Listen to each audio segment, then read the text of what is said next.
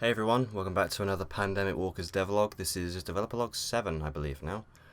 We're making progress in the world, so yeah, there's been quite a lot that's happened, but before we do start any of this, I'd like to quickly put my my graciously amazing patrons on the screen for financially supporting me. Really means a lot. We're going to basically go over the changes and all the nonsense that I've done. I'm trying to think how long it's been since I made the 6th one. Hold on. It's nearing a month now since I did the 6th one, which is actually quite strange. I thought it was only a couple of weeks. But I guess not. But yeah, today we're going to be doing the 7th developer log. There's quite a lot to cover.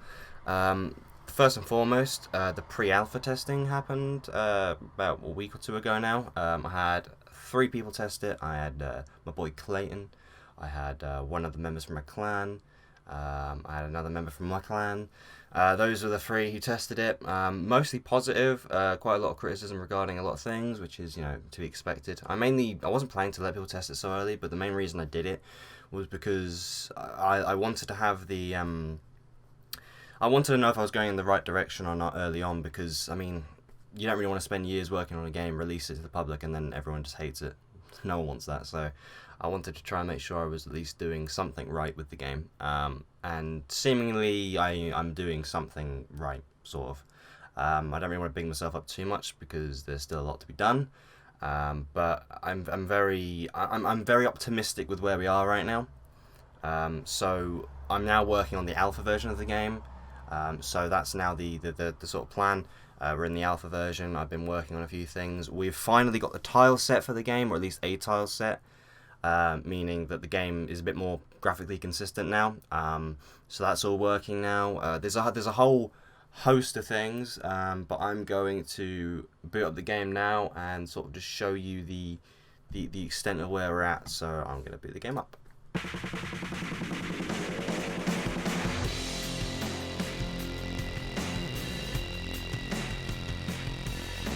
So, wow, this is really loud.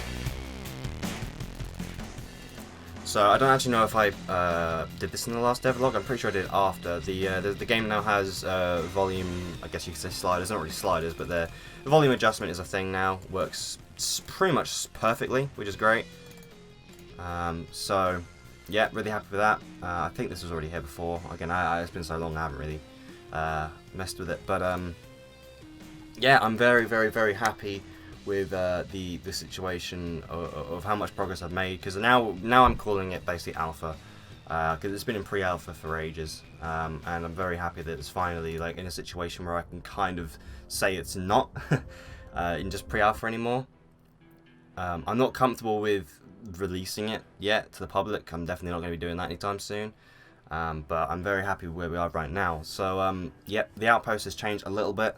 I've added now a character section, meaning you can actually customize your inventory based on where you are and all that. The inventory's had a bit of a rework as well. It's very minor until we get a proper UI made. It's kind of using the same thing, but we'll have actual images. We'll have a section that says gear and all that. There's a few things that need to be done here and there. But the tooltips have now been moved over to where the stats are, except they disappear. The stats disappear when I do that, and vice versa. And that was just so I could have more space and make a bit more use of the area. I quite like the new UI. I think it's quite compact and makes a little more sense. There's still a few things I don't like, but it mostly works. Like, for example, this needs to be changed so that it's red when you're on really low health. Do I even have any? I don't have any meds. Oh well. But yeah, you can unequip things. That's not supposed to happen, but again, I haven't done much testing with this stuff. If I use that, I actually want to test, will that work? Yeah, it's just the text isn't appearing for it. But yeah, you can equip things like normal, so it's all good. The trader is the exact same. Everything looks the exact same. I actually need to update the the image for this, because this is a lot brighter than the other one. But yep, it's the exact same, works the same. You can sell items. Missions HQ is the same at the moment. I want to add more missions eventually, but I'm trying to get the map properly figured out before we start doing that. The Gambler's Den is basically the exact same, except we've changed the text to be bet now. And I actually managed to win that time and that time.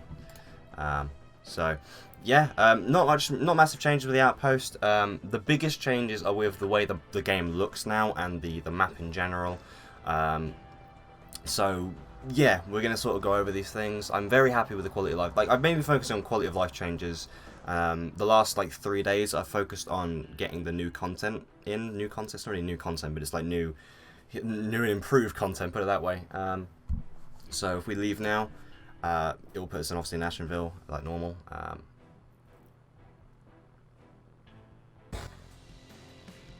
I was about to ask if it was even going to put me in then.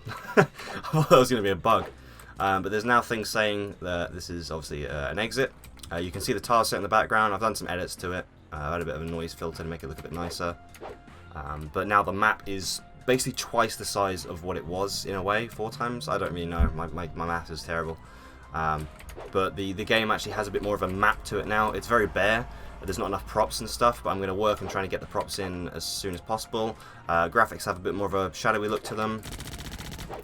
I've made some optimizations as well to things such as shooting, because I noticed that there was a massive performance deficit when I just let the bullets fly endlessly. If I didn't have the change on that I've made to this would be lagging the game to like 5 frames a second. I don't really know exactly why it was doing that, but Fusion's very picky about memory, and I think that's probably what it's got to do with it. So what I ended up doing is just having it so the bullets delete off screen. I tried having it so there's like borders on the screen that it would collide with and stop, but I think they fly too fast to actually collide with it, so it's better to have it so there's like an actual engine-based thing in there. So this is meant to be a wall. I'd like to make these a bit more obvious, to be honest. And to be fair, they are actually supposed to be on top of that, but whatever. But yeah, there's a wall there now. And you can see a bit more out there, because the problem before was that you go here and it would just hang and it would be really weird. There's a slight thing there I should fix. I always like doing these videos because it does teach me a lot about, like, when I'm actually playing, like, oh, this needs to be fixed that I don't notice. It was an absolute nightmare, I'm not going to lie, to try and actually get all this working, because making a 7,000 by 7,000 image out of like 96 by 96 blocks, it was not fun. Like, I have to say, not fun at all. Very, very not fun at all. So what I have changed as well is the map. If I press V, you can see that the map has been massively increased. We're talking, the game started with 9 blocks, 3 by 3. And that wasn't the alpha test, or the pre-alpha test rather. That was the the private tech test I did a whole year ago. Then I increased it to 70, and that's what the pre-alpha people had. But now the game has 735 blocks, and the boss is literally just updated as we were playing. That's cool. Which actually means that's going to need to be fixed. Bugs, man, I love them. But there's now tooltips on the map as well, so you can click that and so there's large demon activity, which means the boss. Or the outpost. I'm actually really happy with this. There's the grass area over there. That's what I call the dead zone, which basically is, if you go in there, you are going to die. There is no way about it. And if you actually manage to survive long enough, you're just going to bug the game out at the moment, because there's an enemy in there that's not new, but you go in there, and because of the fact that they're not properly scoped, if you kill one of them, they all glitch out and it all just goes to hell. So yeah, there's no better loot or anything over there at the moment, but it's just basically if you go there, you're going to die. I thought that'd be quite fun to throw in there. Be an interesting way to make, you know, variants in block as well. But I'm not going to bother showing that area. It's pretty boring, and I only really implemented it yesterday. But no, I'm really happy with how I've done the map in terms of the flashing of things. And it just looks so much bigger, which I'm really glad about. We've got some new music in the game as well, in the later areas. I don't know if I'm going to be able to get there. I'm going to make my way over right now.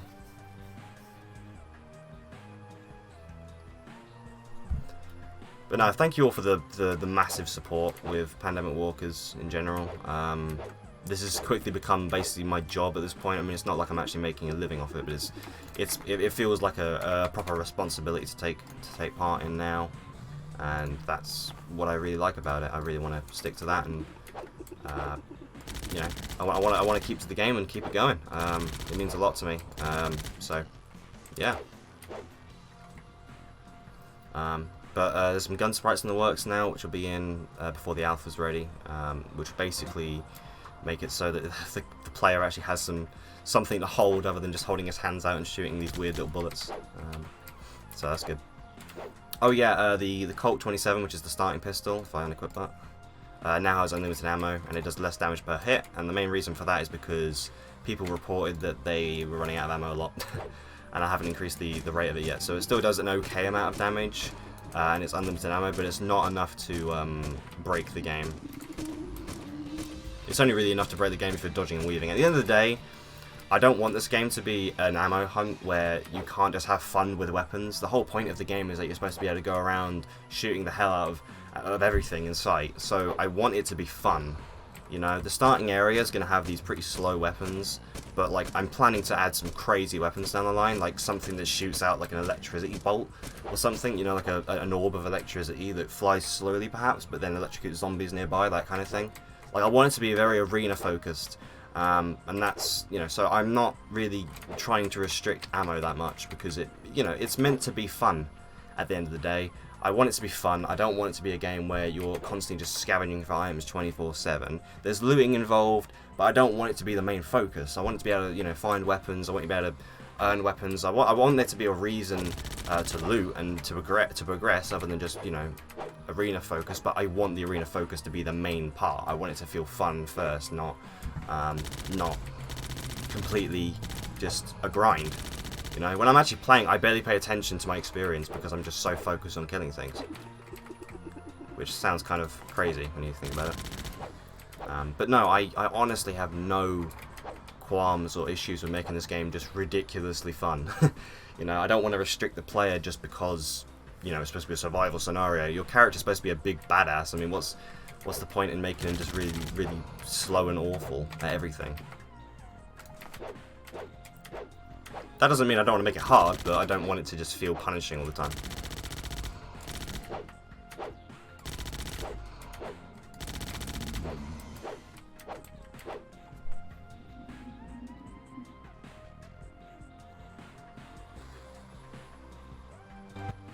I will say it's kind of weird that the block is taking so long to load.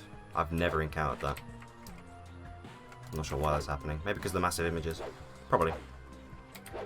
I'm trying to make my way over to the later areas.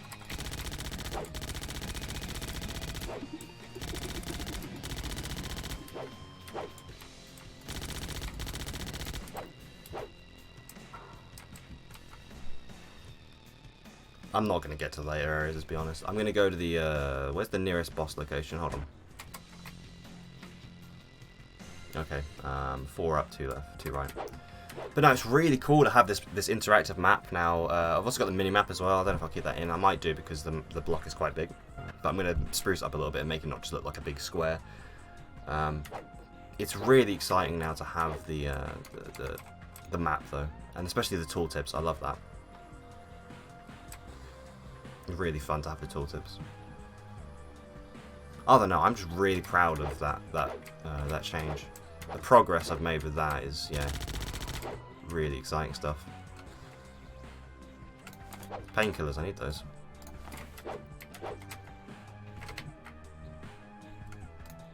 I didn't mean to say no to that, but whatever.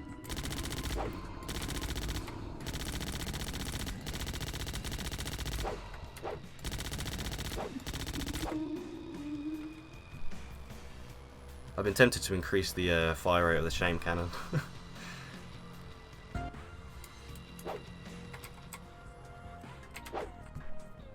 I might have the player icon on the map, if you guys have seen that yet. I might have that be the same angle as the player. So this little dude here, I might have that face the same angle as the player. Just to add that bit of realism, so you almost like a compass in a way to know where you're going.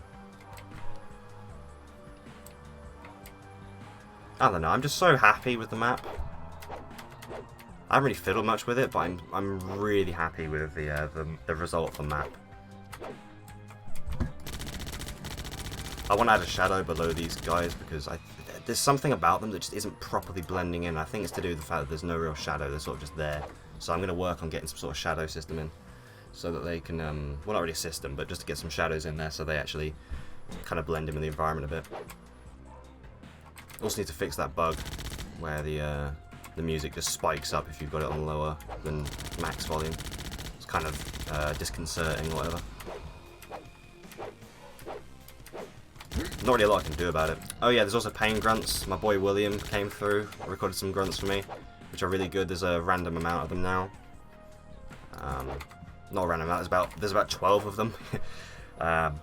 So there's now feedback if I let him hit me. Yeah, there's different sounds, which, oh fuck. Pardon my French. Yeah, there's some different sounds that I'm really happy with. I'm just really happy with the progress of the game. I am. I'm really happy with it. Because I feel like the base is almost ready, you know what I mean? Like, the base almost feels ready. There's a few things I'd like to get done, which I'm going to go into at the end of the video, but I'm not ready to do those things yet. There's a few things I want to do with the map itself before I start looking into them. Right, we should be in the place we need to be. Oh, fuck. Yep, there we go. I'm going to just use my... I want to see how long it takes to kill him with the unlimited.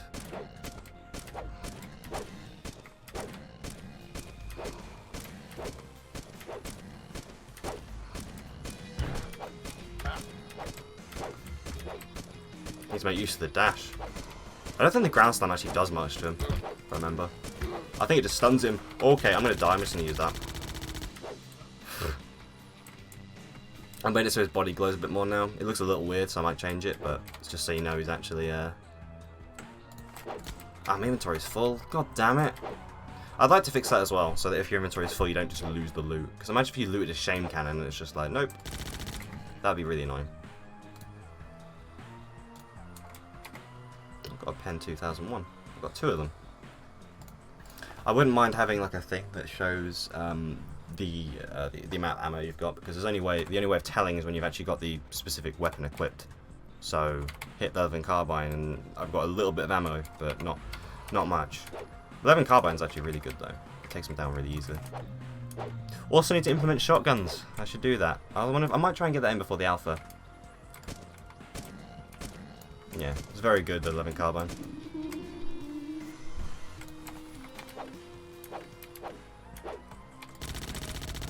But no, I think we're at that point now where the base of the game is kind of there.